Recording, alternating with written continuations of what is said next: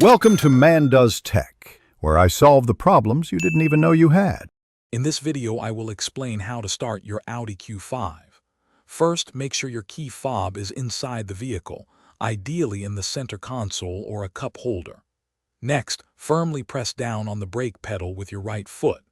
Then, locate the engine start/stop button, usually near the gear selector, and press it once. Your Audi Q5 engine should now start smoothly, ready for your drive.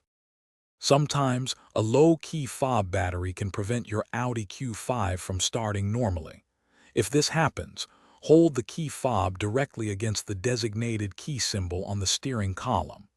This spot is designed to read the key's signal even when its battery is weak. While holding it there, press the brake pedal and then the start button. This should allow your vehicle to start. If your Audi Q5 battery is completely dead, you might need to jump start it.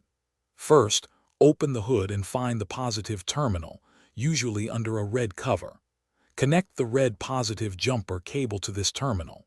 Then, attach the black negative cable to a suitable metal ground point on the engine block, not the battery itself. Start the assisting vehicle and let it run for about 5 minutes before attempting to start your Q5.